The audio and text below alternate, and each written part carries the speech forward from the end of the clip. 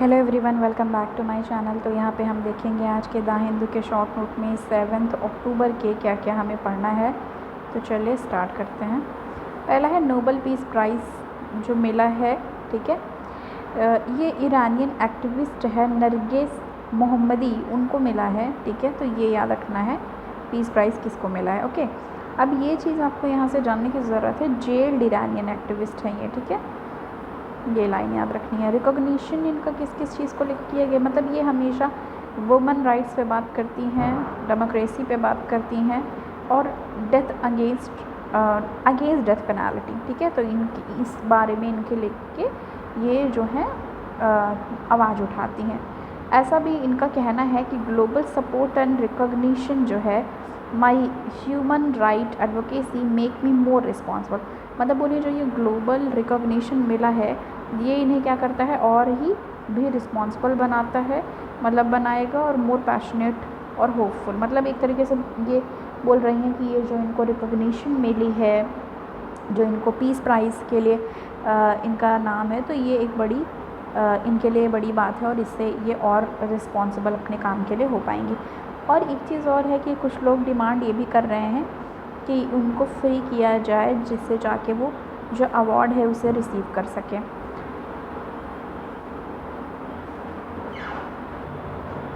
Next हमारा इसमें बात किया जा रहा है higher education with sustainable development goals. तो हमें तो कैसे हायर एजुकेशन और सस्टेनेबल डेवलपमेंट ये कनेक्शंस की बात की जा रही है, तो इसमें हम सस्टेनेबल डेवलपमेंट गोल की भी बात करेंगे और नेशनल एजुकेशन पॉलिसी की भी बात करेंगे। तो यहाँ पे देखो क्या कहा जा रहा है, United nation sustainable development goals SDG का फुल फॉर्म है सस्टेनेबल डेवलपमेंट गोल, ये आप सबको ऑलरेडी पता होगा। तो इसमें क्या है 17 गोल्स हैं, ठीक है, 169 टारगेट्स हैं और इसको अचीव करने के लिए बात करी गई है 2030 तक, और इसके लिए अग्री किया है 193 जो UN मेंबर्स हैं, UN मेंबर स्टेट हैं, उन्होंने ये चीज़ मतलब अग्री की है कि हम अचीव करेंगे इस टारगेट को 2030 तक, 2030 तक। SDG जो है इसलिए है, ये एक तरीके से अर्जेंसी और एक्शन है जो कि कंट्रीज़ की तरफ से लिया जाता है, जिसमें दोनों डेवलप्ड और डेवलपिंग कंट्रीज़ दोनों ही शामिल हैं। और किस चीज़ के लिए, इसका बहुत सारे मुद्दे हैं, तो मेन आप ये जान लो, टू एंड, क्या चीज़ को एंड करने की बात की जा रही है कि पॉवर्टी ख़त्म हो सके, गरीबी, सोशो इकोनॉमिक और इन्वायरमेंटल प्रॉब्लम भी क्या हो सके, सॉल्व हो, इसके लिए, ठीक है। तो ये लाइन याद रखनी है। आगे आ जाएंगे, इम्प्रूव स्टैंडर्ड ऑफ लिविंग, मतलब इम्प्रूव क्या किया जाए, स्टैंडर्ड ऑफ लिविंग को इम्प्रूव किया जाए, एजुकेशन इम्प्रूव हो, reduce inequality, harness economic growth, ठीक है। तो इन सब चीज़ों को इम्प्रूव करने की भी बात की गई कि जैसे जो लिविंग स्टैंडर्ड है, ठीक है, standard of life, sorry not living standard, standard of life, ठीक है, लाइफ जो है उसके स्टैंडर्ड को बढ़ाया जा सके, एजुकेशन पे फोकस किया जा सके, इनइक्वालिटीज़ जो हैं समाज में वो दूर किया जा सके और जिससे समानता बनी रहे, और हार्नेस किया जाए इकोनॉमिक ग्रोथ को, मतलब इकोनॉमिक ग्रोथ को बढ़ाने पे फोकस किया जाए। ये स्लो प्रोग्रेस इसका देखा गया। अब रीज़न क्या है स्लो प्रोग्रेस का, देखो जब भी हम जैसे सस्टेनेबल डेवलपमेंट के बारे में आए या उसको किसी से रिलेट करके आए, तो हमें इस सब चीज़ों के को ध्यान में देने की ज़रूरत है, प्री एंड मीन्स दोनों पॉइंट ऑफ व्यू से। देखो स्लो प्रोग्रेस इसलिए हुआ है कि कोविड-19 आ गया, उससे एक स्लो ग्रोथ इसमें देखी गई, स्लो प्रोग्रेस देखा गया अचीव करने के लिए, जो कि 2030 का टारगेट है। Climate crisis one of the reason है, और रशिया यूक्रेन कॉन्फ्लिक्ट, दो चीज़ें तो आपको प्रेडिक्टेबल ही रहा होगा कि ये दोनों तो स्लो प्रोग्रेस का रीज़न हो सकती हैं, एक कोविड-19 यहाँ से और एक रशिया यूक्रेन वॉर। इस सब से बहुत सारा इम्पैक्ट पड़ा है इकोनॉमी पे और डेवलपमेंट पे।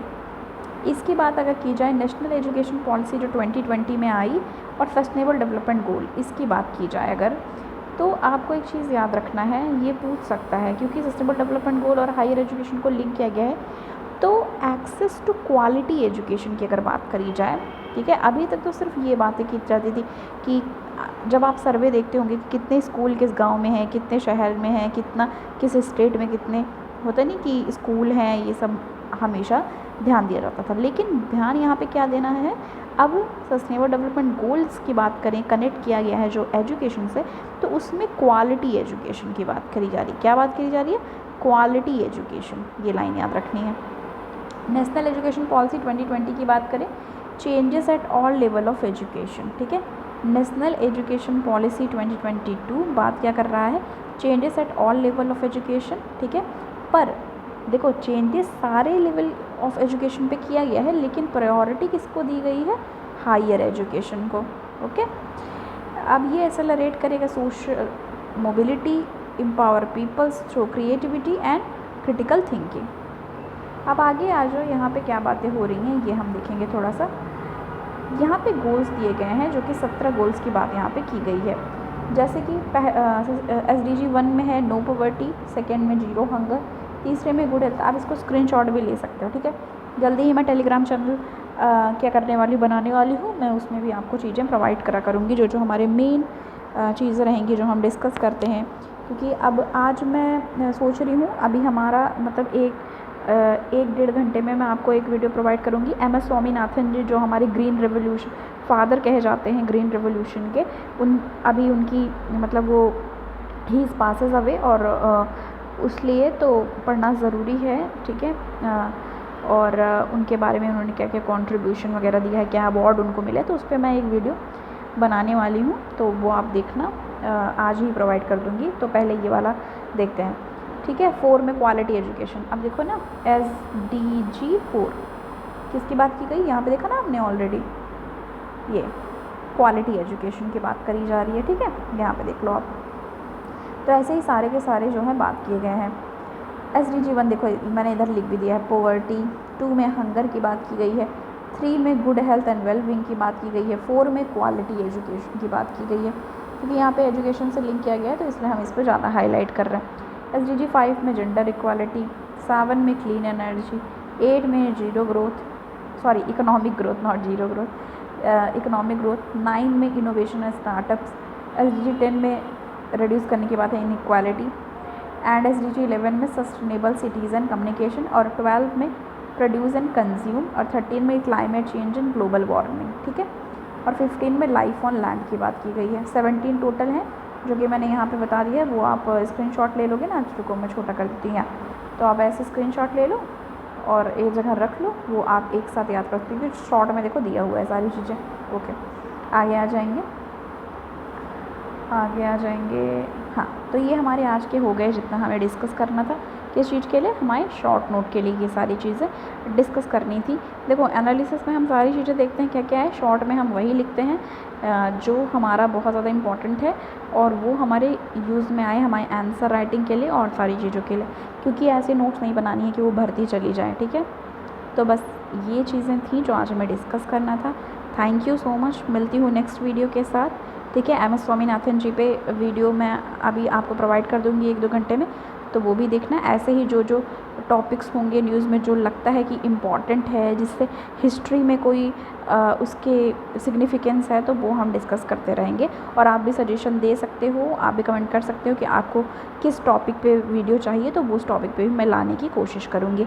और हाँ, मैं अभी आगे एक चीज़ और आपके लिए करने वाली हूँ कि CSAT की क्लासेस भी मैं नहीं, कोई किसी और से मतलब मैं बात करूँगी, वो लोग मतलब की हेल्प हो जाए, CSAT की क्लासेस भी आपके लिए प्रोवाइड हो जाए, ठीक है। थैंक यू, मिलती हूँ नेक्स्ट वीडियो के साथ।